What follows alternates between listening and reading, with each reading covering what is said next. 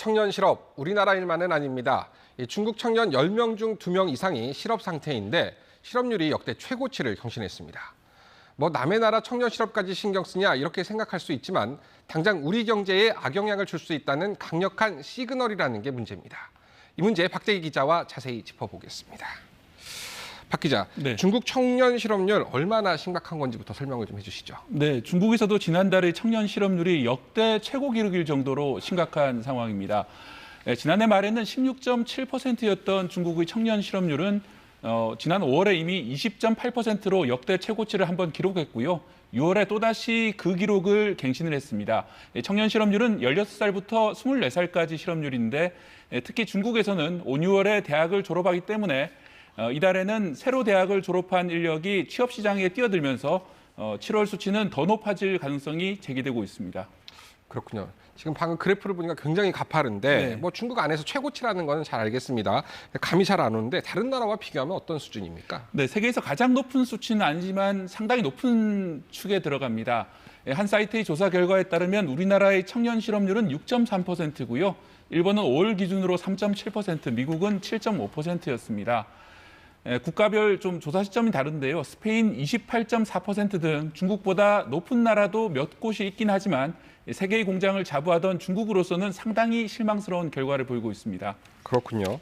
근데 이렇게 갑자기 청년 실업률이 급하게 높아진 이유, 특별한 이유가 있습니까? 네, 두 가지 정도 이유를 꼽을 수 있는데요. 우선 중국의 리오프닝, 즉 경제 활동 재개 효과가 생각만큼 나오지 않는 게 하나의 이유입니다.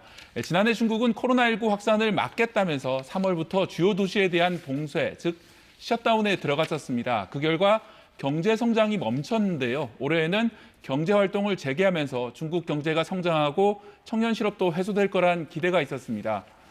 하지만 시장에서는 7.1% 정도 성장할 걸로 기대했던 2분기 경제 성장률이 실제로는 6.3% 성장에 그쳤습니다.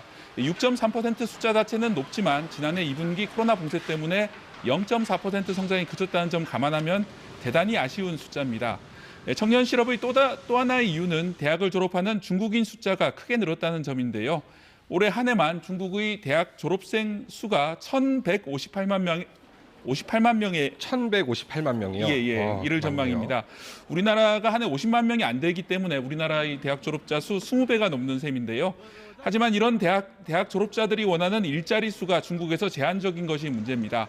중국 당국은 청년 실업이 사회 불안의 원인이 될 수 있다고 보고 상하이와 선전에서는 불법 노점상 영업까지 허가하고 있는 실정입니다. 불법 노점상까지 허가를 했다.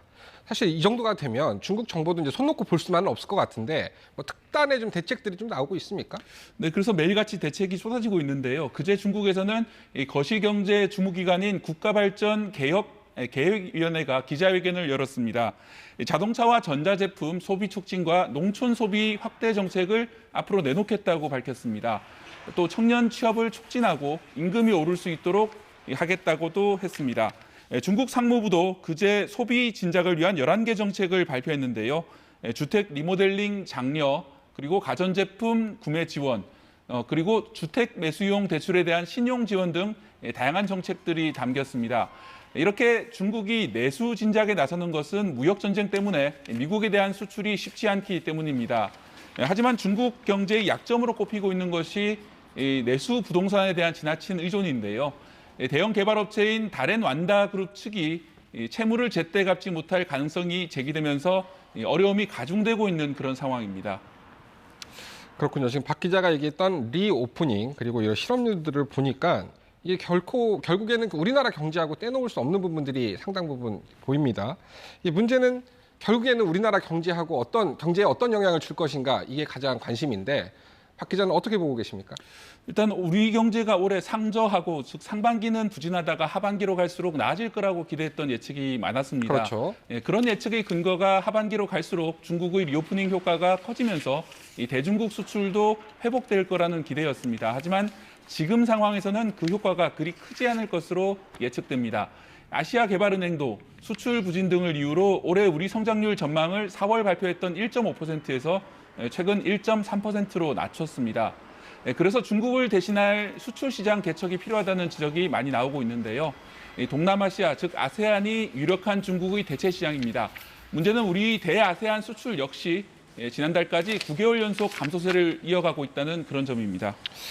그렇군요. 이 중국 시장도 막혔고 지금 박 기자 얘기대로라면 아세안 시장도 여의치 않은 상황인데 뭐 대책은 없는 겁니까? 일단 아세안 중에서 국가 중에서 우리에게 가장 중요한 수출 시장이 베트남입니다. 지난해 이 대베트남 수출이 전체 아세안 수출이 절반 가량이었는데요. 이 베트남은 스마트폰 같은 전자기기를 수출하면서 한국산 반도체 같은 중간재를 많이 사용합니다. 문제는 올해 베트남의 전자기기 수출이 좋지 않으면서 우리 수출까지 영향을 끼치고 있습니다. 여기에 중국이 아세안 시장에서 우리나라의 경쟁자로 최근 부상하고 있습니다. 우리 제품의 경쟁력도 키우고 아세안 국가들과 협력할 수 있는 다양한 방안도 마련해야 한다는 지적이 나오고 있는 상황입니다. 대책이 좀 시급해 보이는군요. 나라 안팎으로 어찌됐든 힘든 환경입니다. 박 기자 여기까지 듣겠습니다.